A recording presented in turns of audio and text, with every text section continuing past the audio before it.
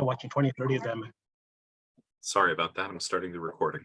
Yeah, after watching 20, 30 of them, I really sort of, it helped build up my own vernacular and lingo, right, of, terms like distribution strategies and capital calls and promotes and hurdles and all this kind of stuff. And then from there, I thought my favorites, which I'm happy to share, right, for manufactured home communities, I use a company called Vida, Boavida. For office space, I use a company called Hempple. Okay. It's HEMPL. They're in Minnesota.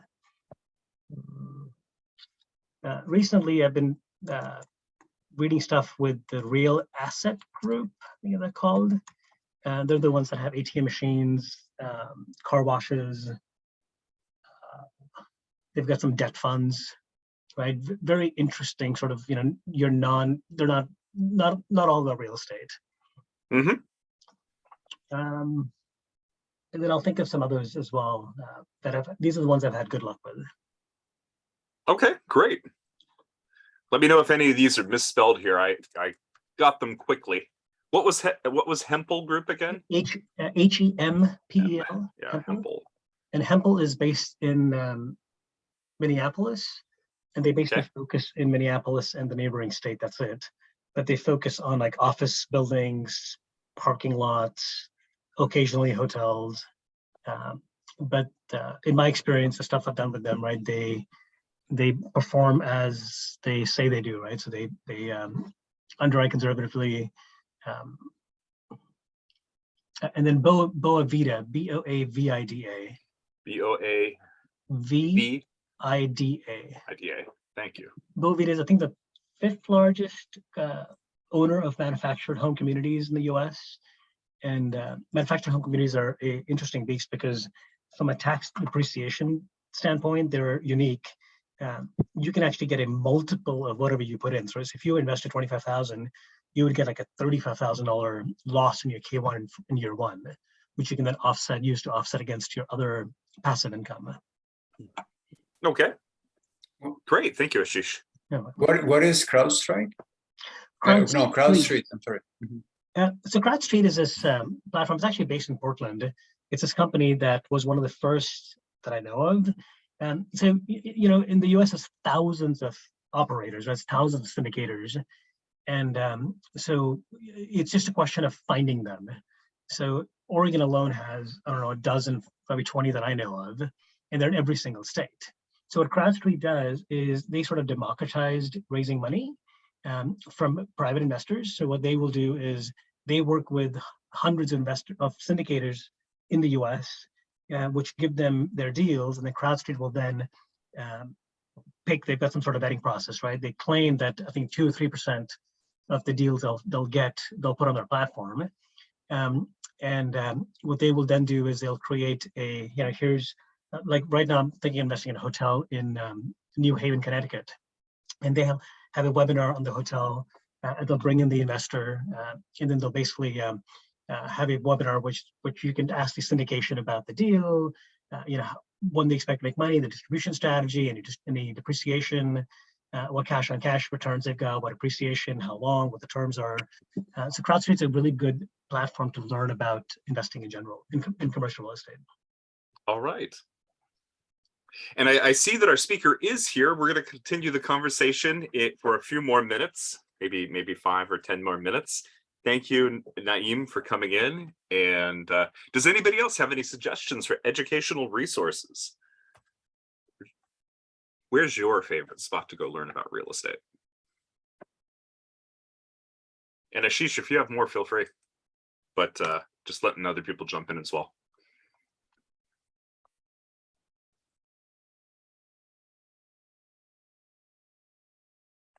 Nothing, really?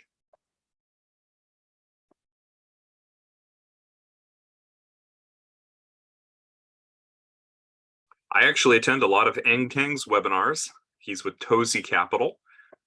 He runs a Bitcoining Mind Fund as well, but he often puts out good webinars on tax strategy, and I usually enjoy attending them.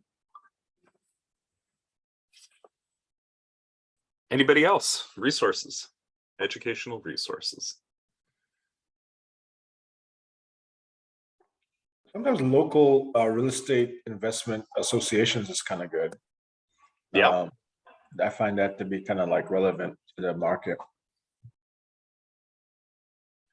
Here in Portland, we have the Rare Birds Association, which is a good investment group. There's also the Northwest Real Estate Investors Association. Both of those meet down in Portland. And actually, if you know of an investment group either in Arizona or California, feel free to drop it in here as well.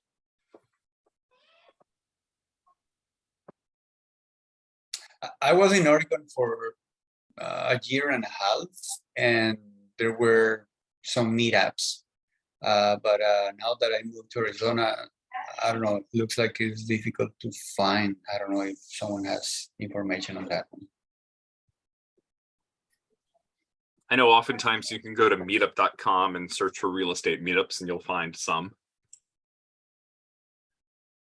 All right. All right. Well, I guess we will transition over. Does anybody have any other educational resources to list out? There's a ton of them out there. Yeah. What about LoopNet? Does anybody go to LoopNet? It's a good question. Does anybody go to LoopNet? Isn't that where investments go to die? Isn't that That's exactly. I don't know how they got that reputation, but yeah, that's the reputation. I did go there, by the way, early on, because I didn't get that memo, and learned quite a bit after reading through there, and then eventually getting that advice as well. That didn't seem to me anyway. There's a lot of value there. So LoopNet, for those of you who don't know, is a commercial real estate marketplace, and it basically you can go through and you can find commercial properties that are available, malls, multifamily. You can find Walgreens that need to be purchased and rented out. So it's a location for all sorts of commercial real estate properties. And the reason why it has the reputation of being the place that deals go to die is because there are brokers that are actively working with their clients on all of these properties. And basically when a property comes on the market and a broker is enlisted in order to help sell it, they're going to go contact their pocket listings first, the people that they know buy deals. So it's always great to be on that list of people. And if you are on that list of people, you possibly could buy the property without competition of having it available to the whole market, the whole public market. So usually the broker will go and look at their pocket listings first. And that might be 5 to 10 people that they know are active in that market. And then after that, the broker will open it up to their entire email list. So they may send it out to hundreds or thousands of people. And then after that, that's when they send them to LoopNet. So I have heard of people that have found deals on LoopNet. So it probably doesn't deserve quite as bad of a reputation as it has, but it's also kind of fun just to look there and see what's available on LoopNet, even if you're not going to buy it. All right. Any other resources before we? There's this app called Deal Check, and I also subscribe to it. I like it because it helps with underwriting, or like how to like what to look for. The nice thing I like about it is that it automatically pulls in the details from like Zillow, so I can't say how quality it is, but at least it has a way to kind of help you underwrite really fast. All right. Is it an Android or an Apple app, or is it both? I think it's both. Okay. So there's a free version, and then I forgot to unsubscribe from it, so I paid for it for a year. But it's not a bad deal. It's not a bad deal. Okay. Yeah. All right then. Hi, can I ask a quick question? Yeah. Can anyone point to a place where I can go to learn how to analyze deals? Like what type of deals? Rentals, short term, things like that. Yeah. Honestly, the best bang for your buck out there is Udemy. Udemy.com. And it's actually a great resource. They often have sales on courses that are available. There's quite a few real estate courses up there. But I've seen evaluation of rental properties up on Udemy. I don't remember off the top of my head who the course author was, but Udemy is a good place to look for that sort of thing. Right, thank you. And Daniel, can you point to any place where we can screen like for the crime rate for a city when we're doing the? Yeah, there is. Let's see if I can remember the name of this URL. I think it's. I'm gonna have to look it up. I think it's called justicemap.com. Let me. So yeah, search for justicemap.com. It's basically a map where you can overlay all sorts of statistical information on it, including crime rates. You can go through and demographically sort out, by income, by ethnicity, by huge numbers of criteria that are there. I don't know if it's justicemap.com or justicemap.org, but I'm sure you can probably find it. Thank you. All right, let's move over to our main speaker for today. Naim, I hope I said your name right. Yes. Okay.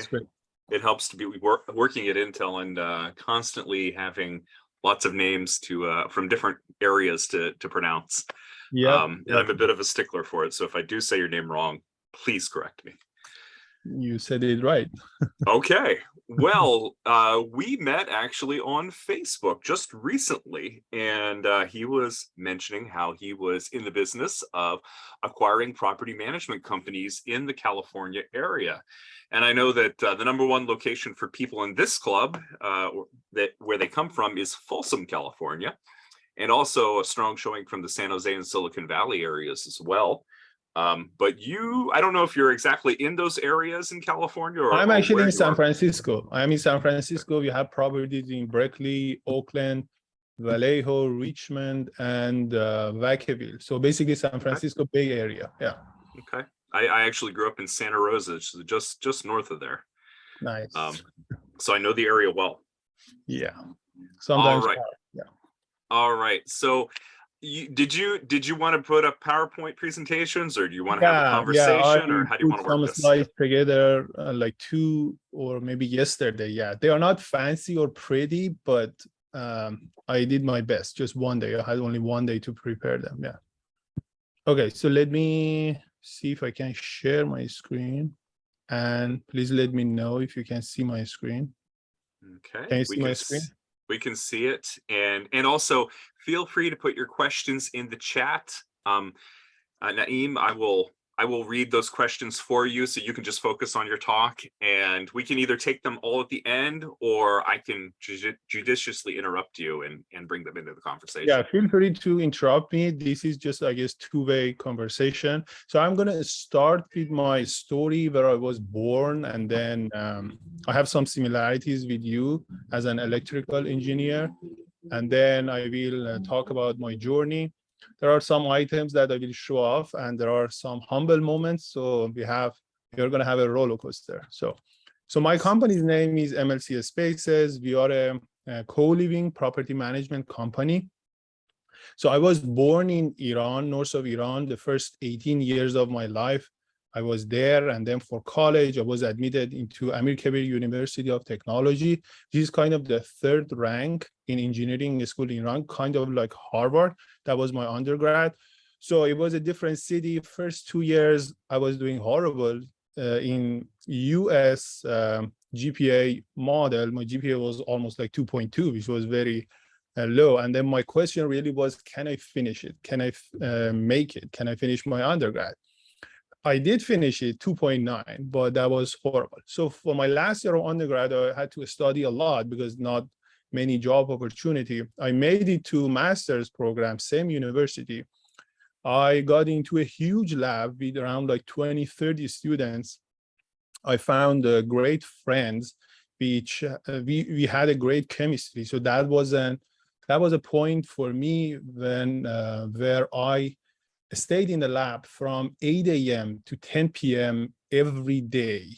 And then I was just naturally just started basically to learn. And then publishing papers. So my GPA was 3.7. And then my friends over there, they made it to the US.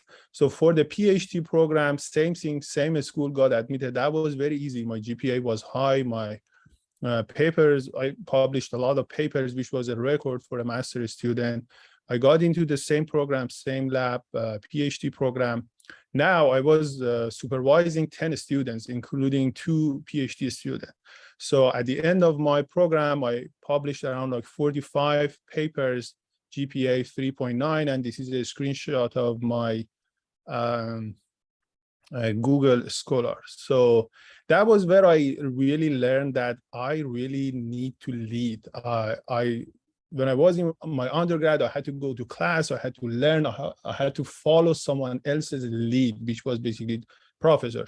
But during my PhD, I was kind of free. I was leading other students and I was literally doing whatever I want, and it worked. So that was the first time that I kind of learned about my DNA and who I am. So I followed my friend's route. I moved to the US. The only way I could come to the US was through getting an admission, another PhD program, which I did. So I got admitted into Florida International University. My advisor moved to Kansas State University. So I moved to Kansas State University.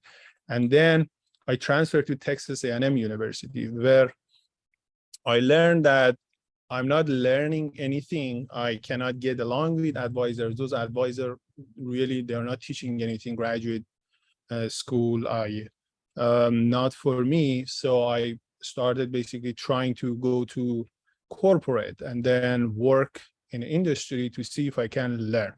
So I started at Cirrus Logic, Austin, Texas, and then for a few months, and then went to Vicor Corporation in Boston, Massachusetts, and then went to Apple. So all of them for a few months, and then I have this disorder which is called misophonia, meaning that being sensitive to normal noises like chewing gum. And so that's at the time, it wasn't before, it was pre-pandemic, so I couldn't stay in a what do you call it, in the office where other noises could come to my ears. So I had to leave Apple, and also I could see that like 6 months, 8 months is enough for each company to learn. Corporate is not for me. I could feel that there are a lot of energy in me that I can start my own company. But as an electrical engineering, starting a hardware startup was very capital incentive. So I started learning about software and writing codes. After I left Apple, I was in San Francisco. So my question was, okay, so in Apple, I had free housing, dinner, lunch was free, and I had a 6 figures income. After leaving Apple, my question was, okay, where am I supposed to live right now? The cheapest place I could find in San Francisco was a studio for $1,500 a month, corner of Larkin and Post, I think, yeah. So I took that studio, added 4 tenants in it. So I was making $2,500 while I was paying $1,500. So I was making $1,000 off of that studio. But the owner, it was a corporate owner. They didn't know that I was doing, and at the time, I didn't know that I was not allowed to do that. And then I learned about law. I talked to a landlord owner, a 1-bedroom apartment in Berkeley. I told him that this is what I want to do. He was an investor. He didn't care. He just wanted the rent. So I rented out that 1-bedroom to basically 3 people and made it profitable. And then another problem that at the time, it was not like a problem, but it was basically one of my weakness, hiring. So I really didn't know. My mindset was, when I was at my college, like PhD program, master program, I literally worked with anyone. I didn't interview them. And then it all turned out to be good. I had the same mindset. I was like, okay, so you can literally just talk to anyone on the street. And then if they are, if they say yes to you, they work for you, you can just go, you are going to work with them and it's going to be great. So I was literally talk to a homeless man on the street with a mental illness. I told him that, hey, I need a salesperson. Are you are you interested to join my company? And then he said that yes. And then the same day he was just going crazy here and there. And I was like, wow, interesting. That was the first time I learned that you really need to interview people.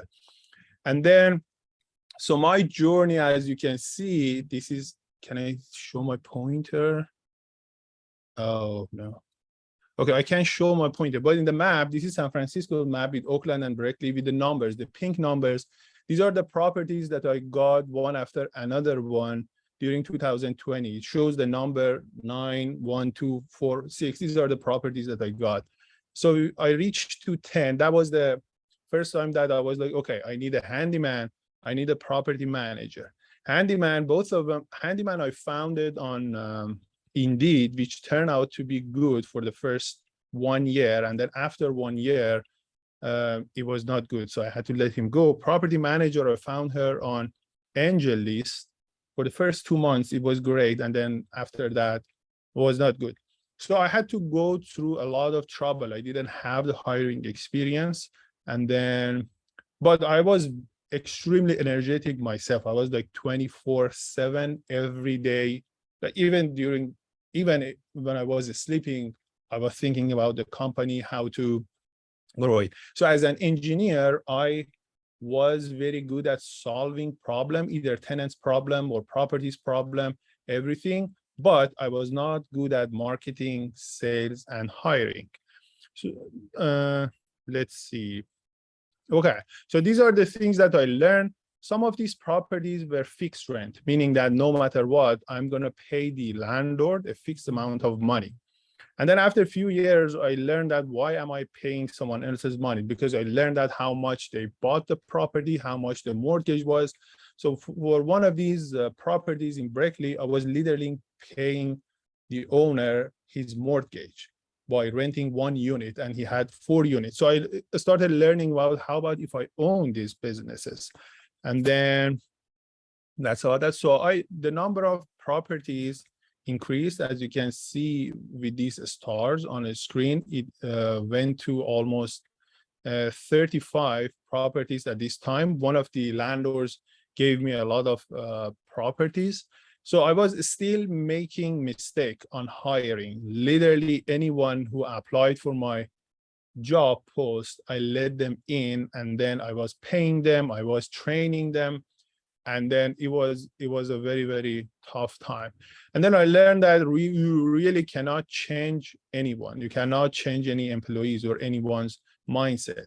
And I heard that A players bring A+ players, and B and C players bring B and C players. So if you bring a wrong person, they are going to continue bring wrong people, and it's going to go to disaster. Another thing which was very important was hire slow, take your time, no rush, and fire fast. If you see any red flag, any negative sign, just let them go. So we picked at 50 properties with 6 full-time employees and 4 part-time employees. Our properties expanded from San Francisco and Berkeley to Oakland, South Oakland, Richmond, Vallejo, and recently to Vacaville. So as I said, so 1 month ago, one of our landlords took his properties back. So we lost 29 properties from one of our landlords, and now we are left with 12 properties. So what I learned from my employees was, okay, I have to basically let them go, which I did. Now what I have is only 1 full-time overseas property manager. She's doing almost everyone else's job with all the automation that I made in these properties. So I will talk about the automation later. I learned that my strengths are engineering, automation, courage, and hard work. I have weaknesses, which are marketing, sales, finance, and hiring, but I am still learning. One of my innovation was permanently power the smart lock. So a smart lock, if you add gateway to them, you can control them remotely. but they are run with batteries. You can remove batteries and directly plug them in to AC power with some converters. I will explain later how. So with that, with our co-living model, we were able to delete code. So my property manager from Philippines, she deletes tenants' code when they move out. And then when a new tenants want to move in, she adds their code to the smart lock. We can completely monitor record of the smart lock, who gets in at what time, which day. And we can also zoom in one special tenant and have a complete record of them when they get into the property, at what time, which day, which is great. So with our high traffic, for example, one of our smart lock in Guerrero Street, it feeds 5 units. Each unit, let's say that 4 to 5 people. So there are 20 to 25 people using one smart lock every day. So you can tell that you're going to run out of battery in 2 or 3 months, and then no one knows when. So you have to either send someone every 2 or 3 months, change the batteries, or directly connect them to basically power outlet, the closest power outlet, so they never run out of batteries. So I added UPS, uninterruptible power supply, just in case of power outage in the building, that a smart lock is going to work for 2-3 days. That's enough time for the power to come back for sure. And also this is a good thing for Airbnb short-term rentals, landlords, and also for landlords who are out of state. So these are 2 examples that we took video from. Let's see, yeah. This is another property at Howard Street that we fed the smart lock, as you can see here. So AC power comes here, DC, and then DC feeds gateway, also feeds the UPS, uninterruptible power supply, and then the DC power 5 volts and feed the smart lock. So we can remotely open this door, and we can remotely basically close or lock this door. So we have had this smart lock for over 2 years, no issue yet. They are doing pretty good. This is another property. This is one of the smart lock that we have, which is replaced power with a wire. So powers comes through here. This is a UPS, uninterruptible power supply. UPS is fed by AC to DC power. And this is gateway. So we just covered the light because it's disturbing. And then, so gateway connect the smart lock to the Wi-Fi, and we can connect it, control it remotely. And then this one feeds the gateway. Another thing we did for our shared bedroom or co-living situation, we had a camera in a common area that watches kitchen, living room, and hallway.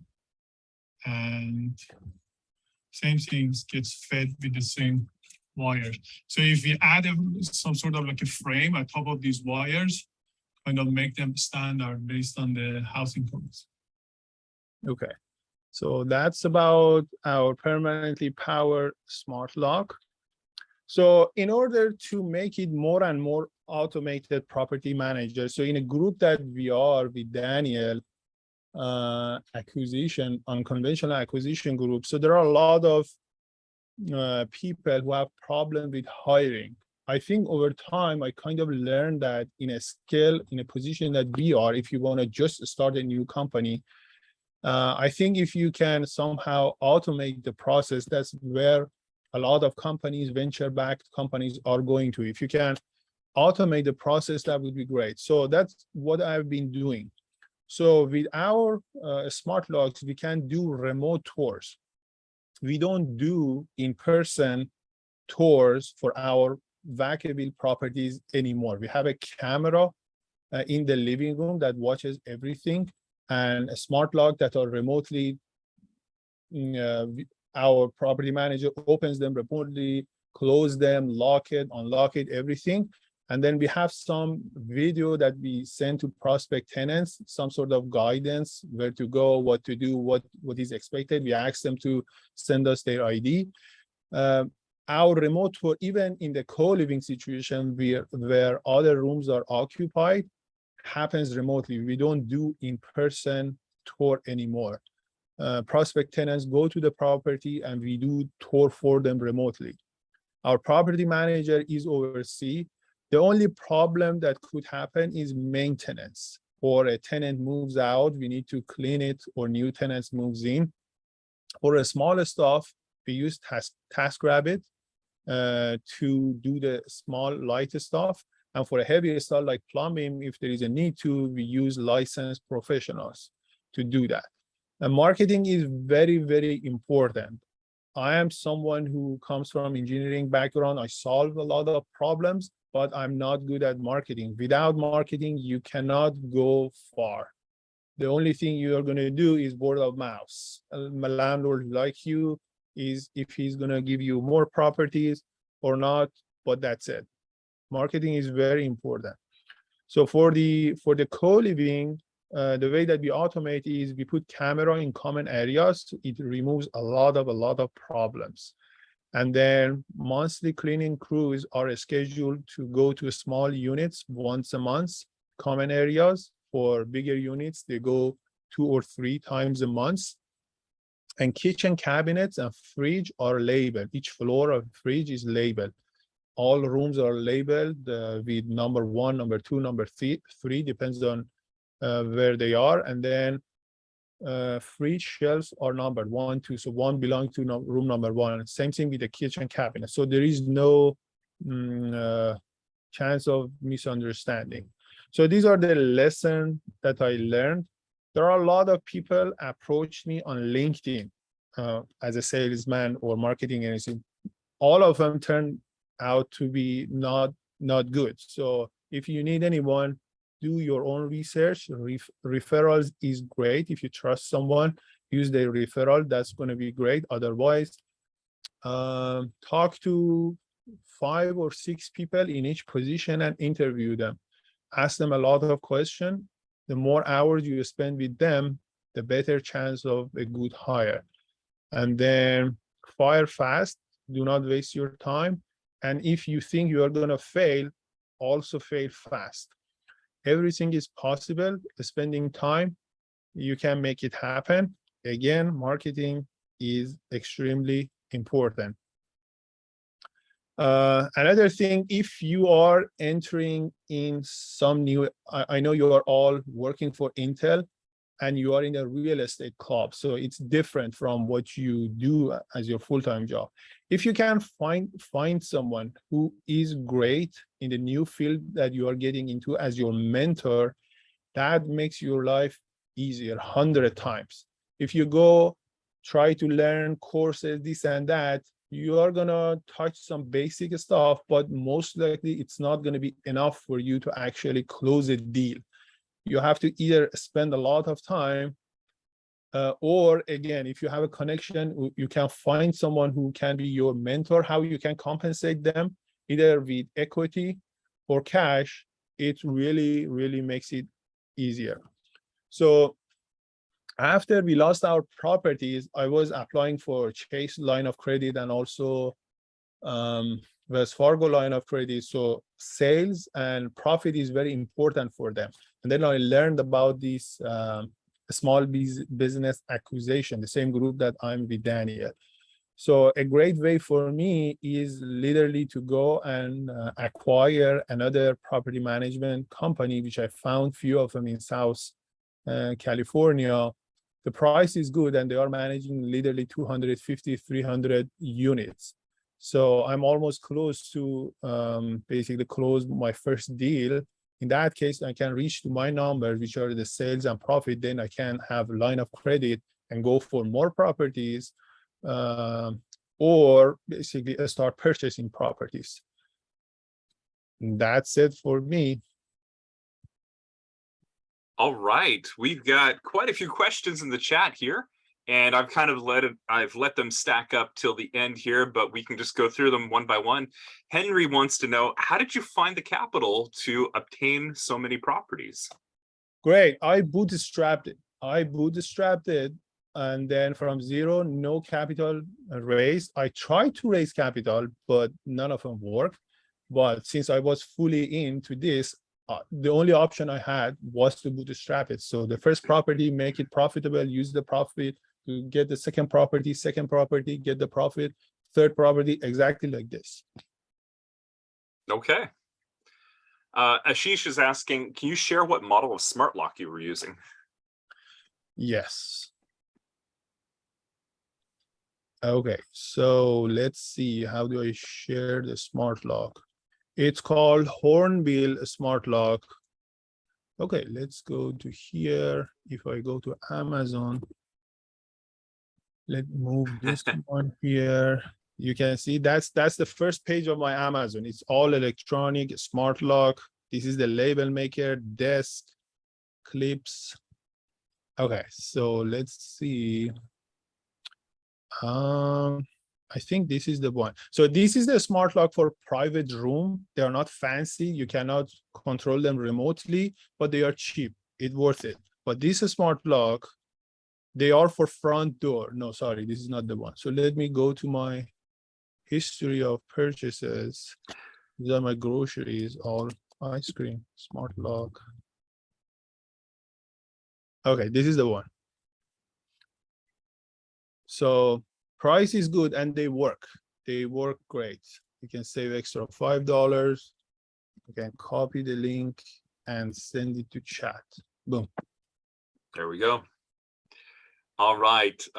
John Doe is asking, sounds like some definite privacy concerns with monitoring tenants when they come and go. How did you address that? Is it in the contract? Yes. So if you rent out the whole apartment, you cannot do that. You cannot put a camera in the common area, living area.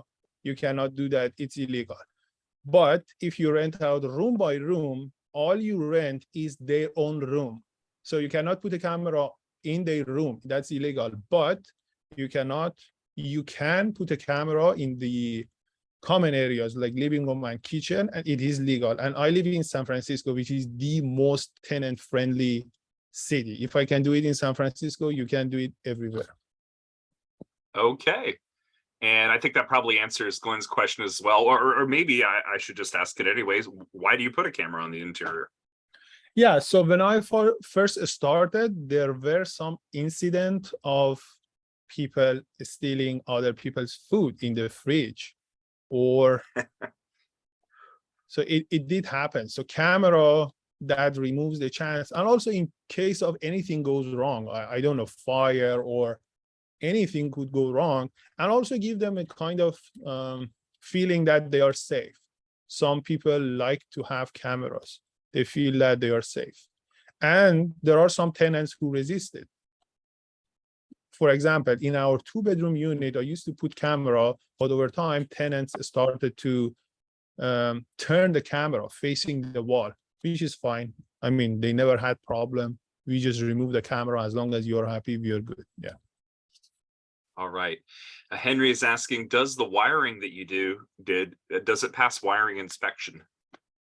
I don't think so. We have to put some sort of frame at top of that, so it meets the housing code. Yeah, but it's not difficult. You just I'm kind of curious too, as a follow-on to that, if you're not permanently installing the wiring, let's say when you go to sell the house, you just remove it and leave the smart lock there. Do you still have to be compliant in that case in San Francisco? That's a very good question. If you don't put that frame, you just put a naked wire over there, yeah, you can remove the wire. You can even replace the smart lock with a dead bolt that was originally there. Everything is fine. But even if you put a frame at top of that, you can remove the frame as well. So that's not difficult. Okay.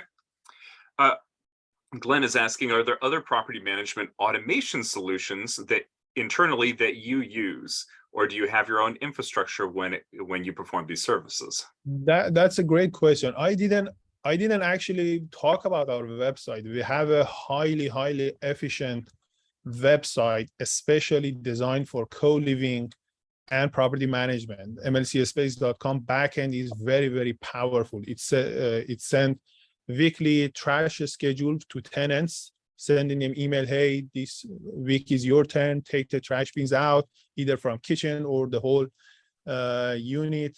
Another thing is all the application form, leasing agreement are integrated in our website. So in the back end, we just put the tenants, we don't even put the tenant's name. When they apply, when they fill out the application form, their name, their email, phone number automatically transferred from application form to the lease agreement. All we do is we just reviewed it. If it's good to go, we just send it to tenant, and then they sign it online. And there are a lot of other features that our website has, especially customized for co-living. Yeah, it is highly customized for co-living. There is one guy, I think he lives in Ohio or something like that. He is into automation, automating property management process, but he doesn't have this smart lock thing. He is more into the website, how to use the website to do the automation, everything, not into the hardware. But really, no, I haven't seen anything like myself anywhere. Yeah. All right. Next question. How do you find tenants, and how do you vet them? How do you do background checks? Perfect. So tenants, if you want to rent out the whole unit, you do that on Zillow. That gives you the most traffic, Trulia and Hotpad. If you want to do room by room, co-living, Facebook Marketplace is going to give you the most traffic. So they have an option in Facebook Marketplace to rent out room by room. Also, they do the whole unit too, but I think Zillow gives us the most traffic when we do. After they see the room or the unit, they like it, we send them our application form online, they fill it out, and then if it's on Zillow, they just need to apply on Zillow. They pay to Zillow, Zillow just send us the result. If it's on Facebook, they apply on our website, they put all the information, social security number, landlord reference, manager's phone number, date of birth, everything, and then we do. So we do call their previous landlord, the manager, to verify, and we ask for their pay stub bank statement. So that's give us a good clue who they are, if they can pay the rent. Yeah. Okay, Yvonne is asking, what's the best way to find mentors? Mentor, that's a very, very, very great question. Do you know what I learned? When I was in Iran, it was kind of like free. You have to approach them, and then kind of, if they like you, you just use them for free. But here, I think a lot of great people, they already have a program. When they have a higher demand, they start setting up a program like what we do with Cody Sanchez, right? So she set up a program where you pay for Mastermind. And also what I learned from Mastermind classes, if you can find other Mastermind class. So this keyword is very important, Mastermind. If you can other Mastermind groups in your city, join them, that would be great. I mean, I don't know. Let's say that if you, let's see, yeah, some of them, I think, so another, there is a very, very famous guy who is just killing it. He's part of Y Combinator Accelerator program. He made it to a $20 billion company. I cannot say his name or his company's name. And he is worth $2 billion right now. So he was our neighbor in one of our properties in Folsom Street, California, Mission District, San Francisco. I was his neighbor for 3 years. I didn't know who he was.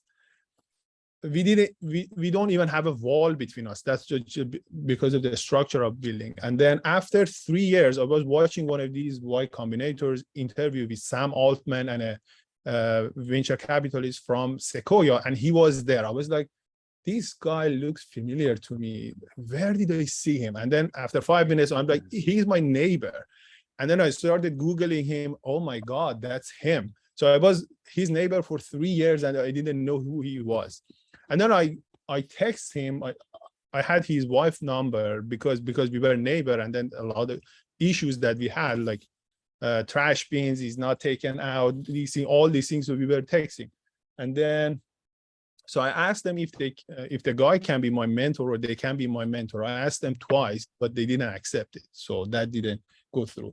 But I think I'm not good at it. I don't have the perfect answer, but I think the only thing comes to my mind is if you know someone you like and you want them to be your mentor, just try to find them on social media. They have Twitter, they have LinkedIn, send them a message. If they accept it, that's great. If they have some sort of master class or anything, just register for that. Yeah, but if you can make it, they become your mentor. Oh my God, I think that's going to be great. That's gonna solve a lot of issues. Yeah. Yeah, I agree. Continual education is great, and Yeah. I'm usually a part of a couple of masterminds. I find them very very worthwhile. All right. Eugenio is asking, did I skip any questions? Oh, here. How do you find the property management companies to acquire? Okay, there are some websites that have small businesses for sales. Like you have Zillow that offers properties for sales. There are some websites that offer small businesses for sales. So Daniel, help me. What was that website's name? bizsell.com? What was that? Yeah, bizbuysell.com. I'll drop the link in here. This is a common. And basically, what these websites are is they're marketplaces where brokers will list businesses that are for sale. So you can go and search in your local area. You can narrow it by the industry if you want to find tax CPA firms and go buy a shop that's for sale, or car washes, whatever it is that you happen to be looking for. Property management companies.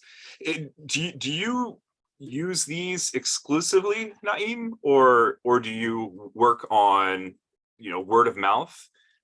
That's a great question. So off market, right? So off market deals are great if you can find the off market. So one of the reasons that I'm actually keep doing property management company is to be close to landlords, to the owners.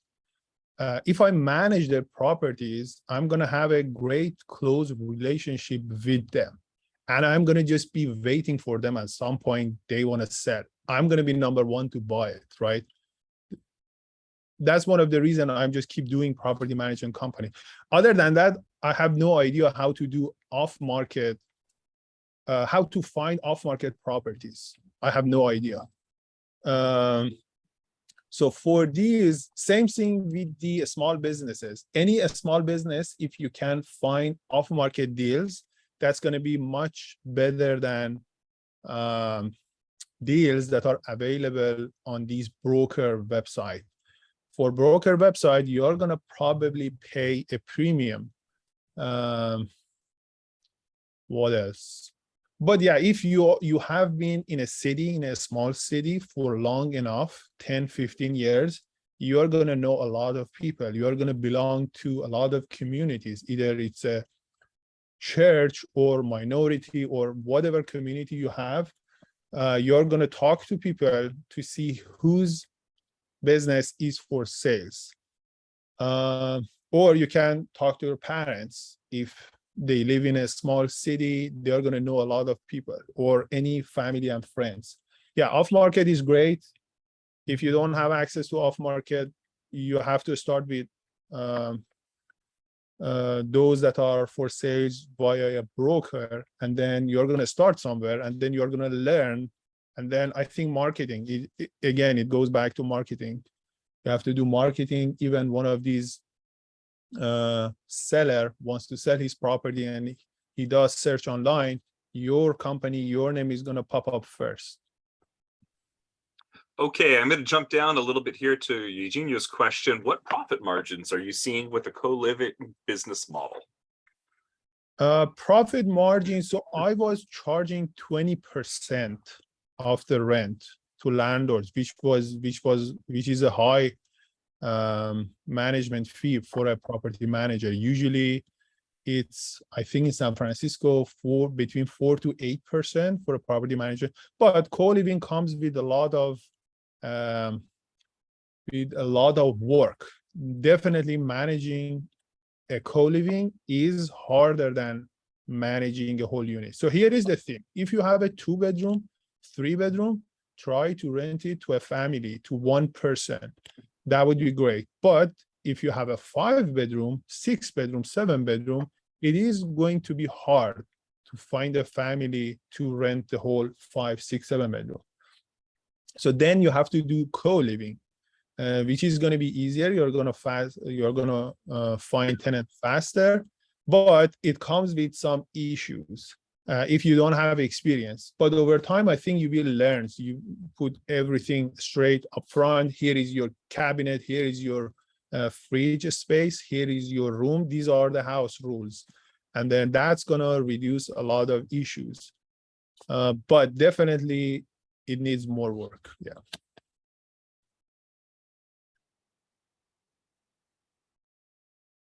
Peter is asking, what is the normal price to join a mastermind group? This mastermind that me and Daniel joined, it cost $8,680, I think. Yeah, I joined a lot earlier than you did. I joined in like our first 2 months, and I think I paid $1,000 for the first year. But they're now up to 8,000 for a new person. They just posted today that I think 6 people joined this week. Just this week, 6 people joined, which is a great revenue income for them. Just 6 times 8,000 is almost 50,000. They are making $50,000 a week. Yeah, and I would say that masterminds vary in price by huge amounts. There are some that are, $1,000. There are some out there that are $50,000 or $100,000. Wow. So it all depends on, whether you think buying into a group is worth it or not. And in some of the larger, pricier ones, obviously there are people there that have money to invest. And so maybe it is worth going into that. But it all depends on, if you're there for education, for networking, if you think the mentor is worth it, if your business model is worth it. But prices vary all over the place. $10,000 is not an uncommon price. Okay. One of these guys, I think he's a very famous real estate investor, Grant, something like that. Pardon. Yeah, exactly.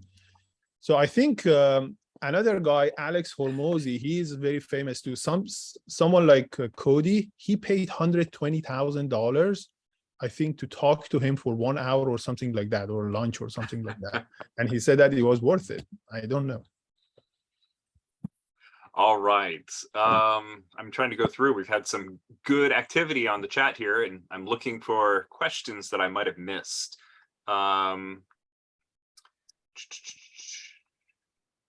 If I missed your question, feel free to take yourself off mute and speak it as well.